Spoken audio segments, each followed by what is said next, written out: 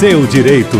Juízes, promotores, advogados, defensores, todos em um debate para esclarecer o seu direito de consumidor. O último bloco, então, de O Seu Direito, aqui em tupi.am, tupi.fm. Vamos atender a dona Maria Tereza de Cascadura, que conta que contratou uma empresa para a festa de aniversário do filho e não foi atendida conforme o contrato firmado no dia 16 de novembro do ano passado. O churrasqueiro não compareceu ao local no dia da festa. Imagina! Não é aniversário da criança, o churrasqueiro me some com a picanha e tudo mais, e ela dizendo que passou constrangimento diante dos convidados, onde o pessoal teve, e ela mesma teve que ir para a churrasqueira para assar a carne. Das 20 mesas que alugou, apenas 15 foram entregues, e as toalhas foram entregues erradas. Ela deu como sinal R$850. E aí foi lá, disse, olha aqui, vocês não apareceram, quero saber dos meus direitos. Só que ela foi agredida verbalmente pelo responsável pela empresa, que se negou a devolver o valor pago. Ela diz que tem tudo registrado, com fotografia, contrato, fatura de cartão de crédito e o importantíssimo, testemunhas, né? Pessoal que foi lá, crente que quer comer uma carninha, teve que passar a maior situação constrangedora. E aí, o que ela deve fazer, doutor Vinícius Leal? Pois é, Haroldo, nós estamos diante de uma relação de consumo, né?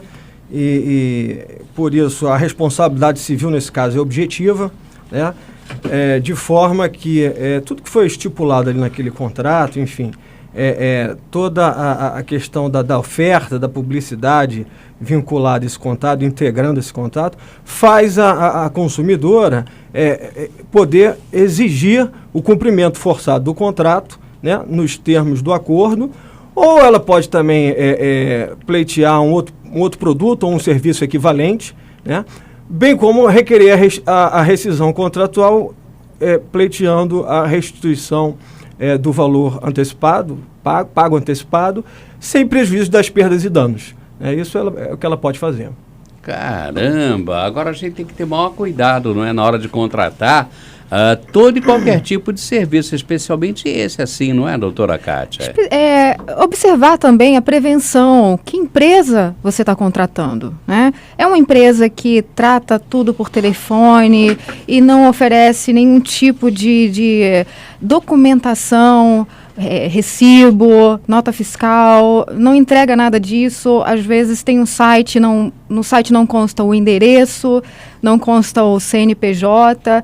Muitas vezes é uma empresa que realmente não merece o nosso crédito, né, como consumidor, para estar adquirindo. Então, o consumidor tem, antes de tudo, que selecionar muito bem a empresa que vai escolher para prestar determinado serviço, para não sofrer essas consequências. Tem que ter cuidado, né, doutor Werson? Porque às vezes é até uma coisa meio, desculpem o termo, meio pirata.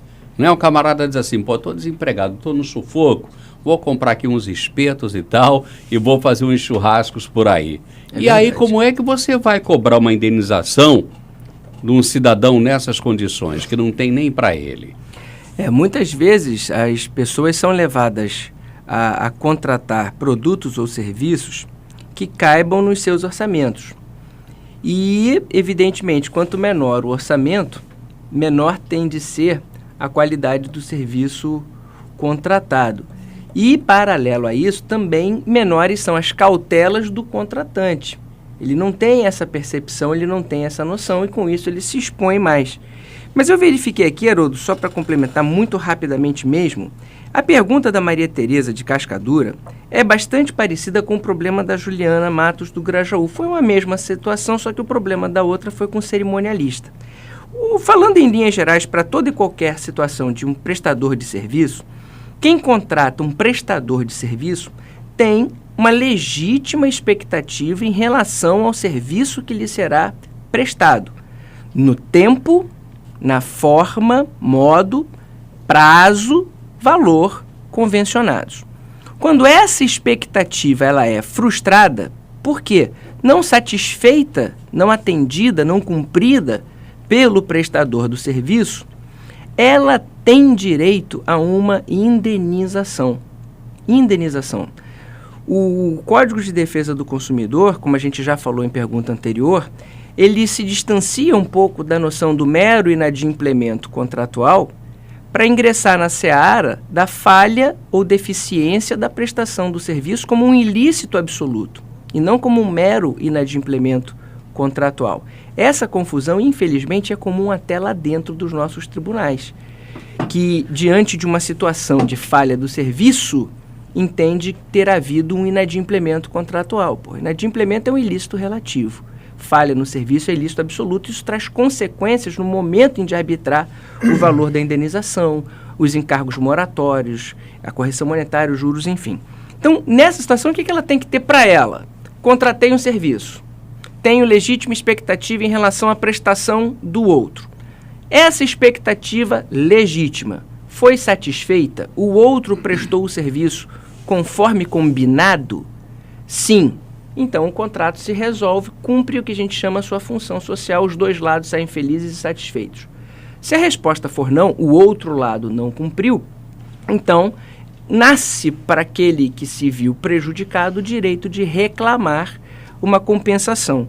Nos dois casos, eram momentos de alegria, de descontração, de reunião, congraçamento com a família, há toda uma preparação, um envolvimento emocional com isso. Então, além das perdas materiais, há inegável constrangimento moral. Há uma compensação também pelos danos morais que as pessoas vieram a sofrer. Para que ela possa exercitar isso em juízo, por mais consumerista que seja a legislação em defesa ali do nosso vulnerável, ele não está isento do ônus da prova do fato constitutivo do seu direito. Então, ela precisa provar que contratou o cerimonialista, em que condições foi feito o contrato, que contratou o churrasqueiro, as mesas, as toalhas, em que condições foi feito o contrato, e provar que aquele serviço não foi prestado. Feito isso, ela se desincumbe da parte dela. Está aqui, excelência, eu contratei isto e isto aqui não me foi entregue.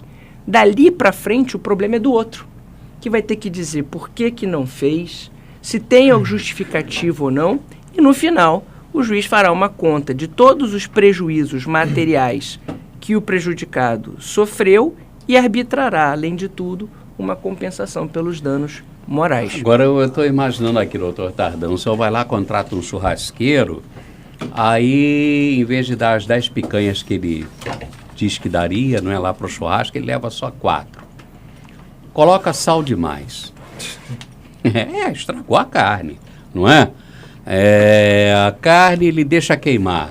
A asinha de frango cai no carvão, ele pega e bota lá de volta, te serve a asinha de frango.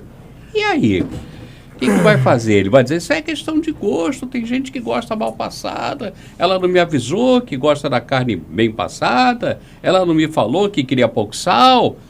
E aí, como é que fica? Veja o seguinte, Haroldo, a carne com mais sal, melhor passada, ou enfim, isso ainda estamos na execução do contrato. Dá para corrigir, dá para compensar, na hora, né? Então, exatamente, perfeita a resposta do doutor Uerso, como sempre, mas a palavra, né, para resumir tudo que ele falou, nos 2 casos que ele relatou, fato. Não tem nenhuma palavrinha lá na lei que não tenha algum sentido. Pelo fato. Então, a frustração é um fato, né? A carne mais salgada ou menos salgada é um vício que está na execução do contrato, dá para corrigir. E a lei contempla as 2 situações, responsável pelo vício do produto ou do serviço, mas nesse caso é fato. Não tem mais do que fazer. Se ela conseguir demonstrar, não tem como repetir a festa. Né? Os convidados passaram vergonha. Então, mais ou menos sal, dá para corrigir. Por favor, tira o sal aí, compensa, corrige e tal. Né? Então, é um vício. Então, é importante a gente observar isso. Fato. Se demonstrar o fato, não tem outra solução, é responsabilidade civil, dano material, e no caso, me parece que cabe até dano moral. Material, ou seja, o que faltou? Contratei 20 e só teve 10 cadeiras. Claro, então isso caracteriza, eu quero pagar em relação a 10 cadeiras, não a 20. Né? Agora, o dano moral aí é a frustração, a vergonha, né, que a pessoa se viu diante dos convidados.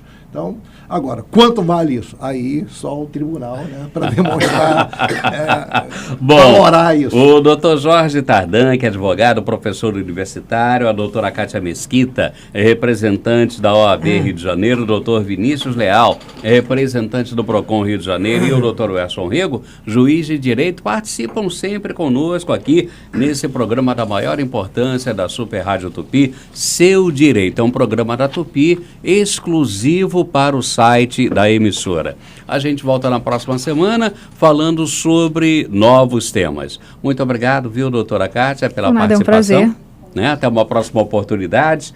Doutor Vinícius, muito obrigado também. Até uma próxima. Obrigado mais uma vez. Um grande abraço. Um grande abração para o senhor, doutor Jorge Tardan. Um abração, doutor Tardan. Saudações a todos. Tá vendo? Acertei até seu nome hoje.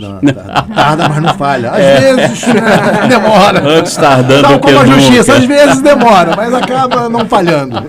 Antes tardando que nunca. E o doutor Werson Rego, não é juiz e direito. Doutor Werson, muito obrigado, um abraço. Muito obrigado a você, Haroldo, parabéns a todos aqui presentes, e nós continuamos contando com os nossos tupinautas e com os ouvintes para encaminharem suas dúvidas, suas perguntas, para aumentarem e ampliarem mais ainda o leque de exposição dos programas seguintes. Obrigado vocês, mais uma vez, parabéns a todos e até o próximo, se Deus quiser. Muito obrigado, gente, até a próxima. Seu Direito, o debate que ajuda o consumidor a saber mais sobre seus direitos.